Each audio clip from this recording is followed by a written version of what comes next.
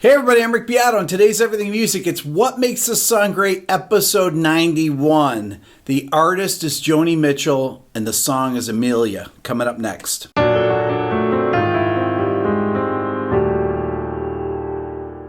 Before we get started, I want to talk a little bit about Joni Mitchell. Some of you may be saying, who's Joni Mitchell?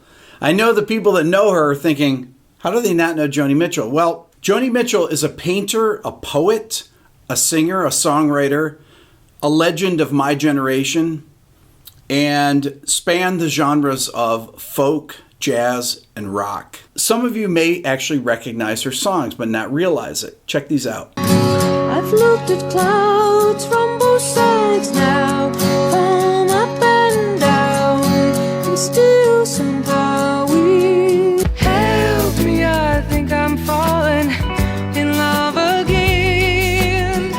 When I get that crazy feeling, I know don't it always seem to go that you don't know what you've got till it's gone. They paved paradise, put up a parking lot. Amelia is the second song off her 8th studio record entitled Hijira. That record was released in November of 1976. It featured Jaco Pastorius on the bass, along with other musicians like Larry Carlton, who actually plays on this song. Jaco actually doesn't play on Amelia, but he plays on the record. Her music was going more in that direction, where she was starting to use more jazz players. In fact, this record came out. It's a live album in 1980. I got this in 1980. It's called Shadows and Light and features Pat Metheny on guitar, Jaco Pastorius on the bass, Lyle Mays on the keyboards, Don Elias on the drums, and Michael Brecker on the saxophone. So it's all-star lineup of the greatest or biggest players of her time. And the version of Amelia that's on that record is fantastic. In a 1996 article where she's talking about this particular album, Joni says, I wrote this album while traveling cross-country by myself, and there is this restless feeling throughout it. The sweet loneliness of solitary travel. In this song, I was thinking of Amelia Earhart and addressing it from one solo pilot to another, sort of reflecting on the cost of being a woman and having something you must do. Let's check out the intro.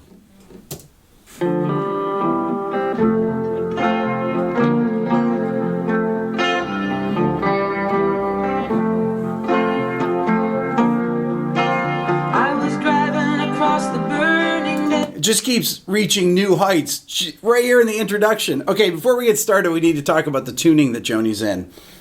Those of you that are familiar with her music know that she uses a lot of unconventional tunings, alternate tunings, open tunings in this case. This is tuned to an open C major chord. So you have the notes C, G, C, E, G, C. Now, this recording is slightly sharp, so if you get out your tuner, you have to actually tune to the track, or tune to the song to get it right in tune. So my guitar's tuned slightly sharp, 10 cents or so. So the beauty of alternate tunings is that you get all these great chord voicings that you just could not play in standard tuning. And it takes advantage of being able to bar, for example, in a major chord, this is F major, then that's bouncing between F major to a B flat major add 9 over F. So if I play it on the piano, it starts F major like that, but with that extra F on the top, but it's going between then B flat add 9 over F. So it's bouncing between those. That on the guitar would be impossible to do in standard tuning. So she starts out here.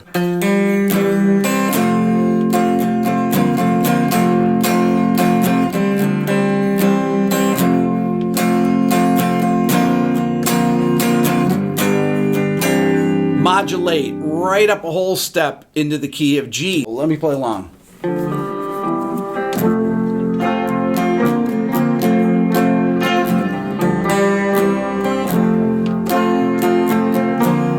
Lift. I was driving across the burning desert when I spotted you. Another modulation. Leaving 6 white vapor trails across the bleak terrain. Oh, I mean, forget about the lyrics. The melody is absolutely beautiful. The chord changes.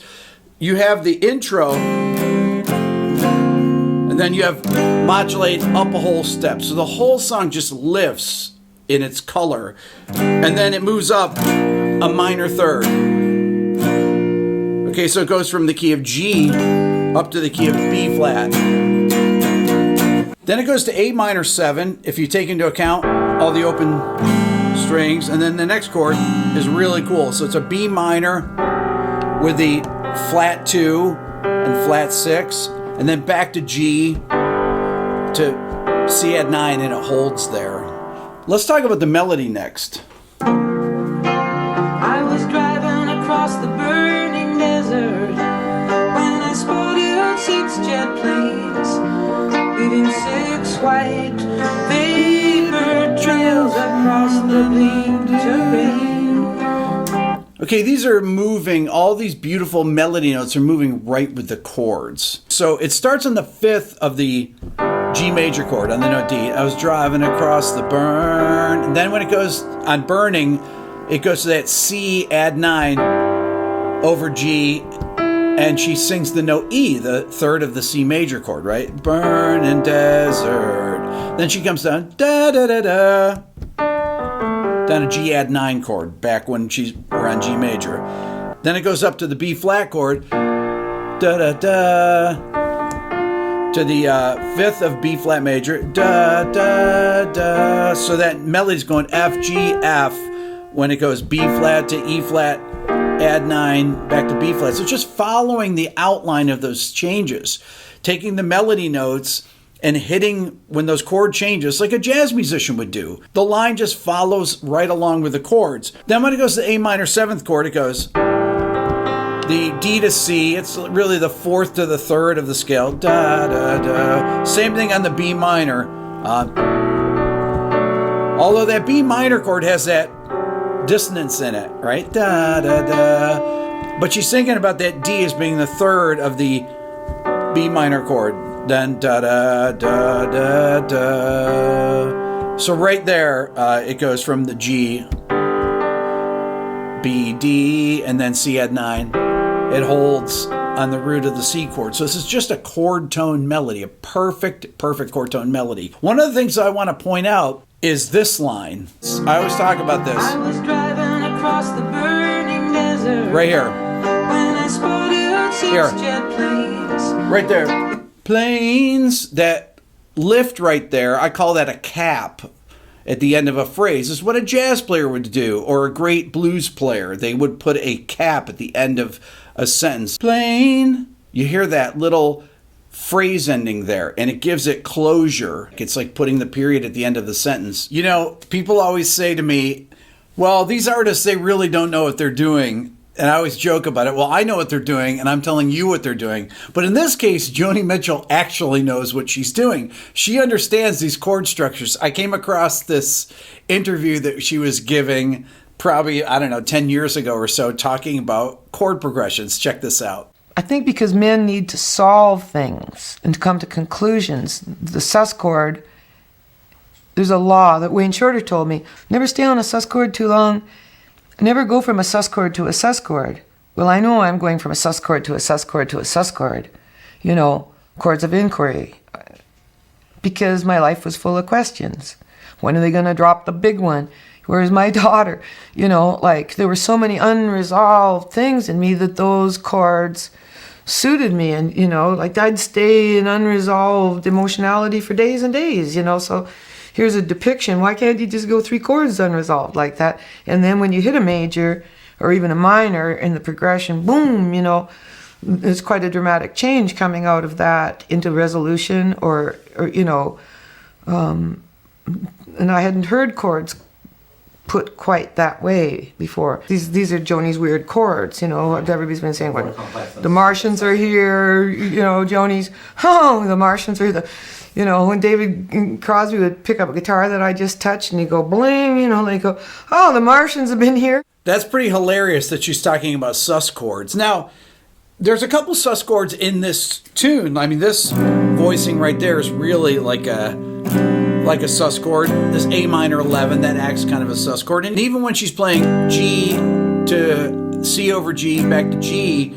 that's acting like a sus chord because it wants to return back to the tonic because it has that, it's like a 4/1 there. Joni uses these kind of chords all the time, and this is what makes her music so interesting. That's why people like myself and jazz musicians really love her music because it's so harmonically rich. Let's talk about the lyrics for a second. Now, I don't usually talk about the lyrics on these What Makes This Song Great videos. Many times because the lyrics are interpreted differently by different people, unless you're Joni Mitchell. One of the things about Joni is that she is all about imagery, right?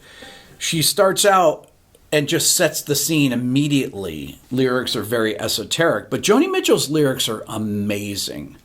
The imagery is incredible. I was driving across the burning desert, sets up where she is when I spotted 6 jet planes, leaving 6 white vapor trails across the bleak terrain. And then she goes on to compare it to the 6 strings of her guitar. She uses words like bleak, right? Bleak terrain. And this is beautiful imagery. Next, we move to the chorus. Terrain. It was the hexagram in the heavens. It was the strings of Beautiful. my guitar. Larry Carlton entrance. It was just a false alarm. Then she goes back to the intro. And then Larry Carlton sounds like a pedal steel. Beautiful. Whew. Then. The drone of flying engines is a song so wild and blue. It scrambles time Wow. and seasons if it gets through. The chorus of the song is really Amelia, what she just it was says. just a false Amelia, alarm. it was just a false alarm.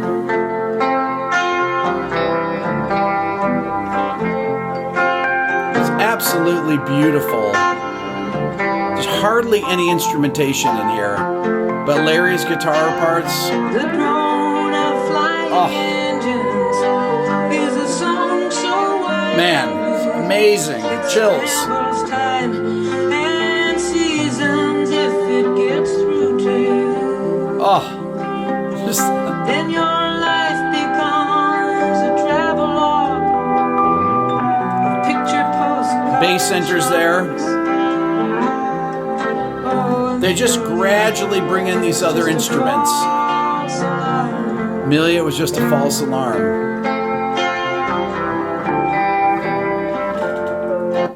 This record has so many great songs on it, but not just this record, all of Joni's records. Listen to Blue. Blue has some of the most beautiful songs that I've ever heard. It's a perfect album. This is one of my favorite songs from that record. It's coming on Christmas. They're cutting down trees. They're putting up reindeer and singing songs of joy and peace. Oh, I wish I had a river I could skate away on.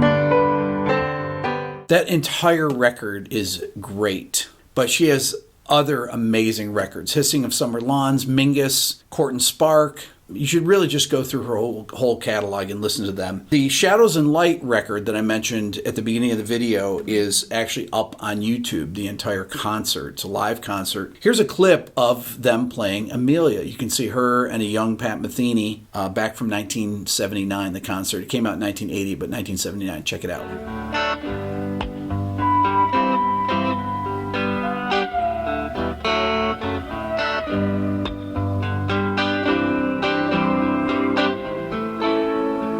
Maybe I've never really loved. I guess that is the truth. I've spent my whole life in clouds at icy altitudes. When I did the chord at the beginning of the video, I used this chord voicing like that. I'm actually playing those 2 notes on the E and A string, but you'll see that she's using her thumb to play those like that. I actually have played them that way in this video as well. But she's playing just like an E major chord and putting her thumb here like that.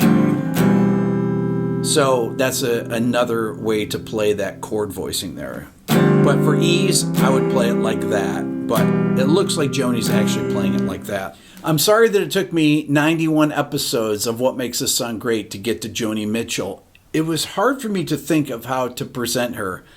I cry when I listen to her records. It's, when I hear all these records, they're so hauntingly beautiful. It just blows my mind. And her lyrics, I used to just sit and just read her lyrics off the albums. I've got all the actual LPs still. I encourage you to go and check out Joni Mitchell. She is one of the most brilliant artists, brilliant songwriters, poets of all time. That's all for now. Please subscribe here to my Everything Music YouTube channel. If you're a first-time viewer, don't forget to ring the bell. That's important. Please comment.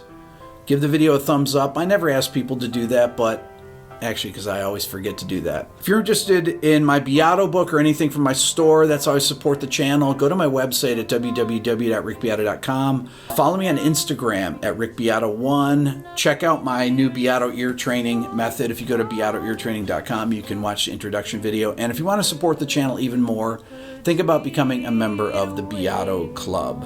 Thank you so much for watching. But it don't snow here, it stays pretty green.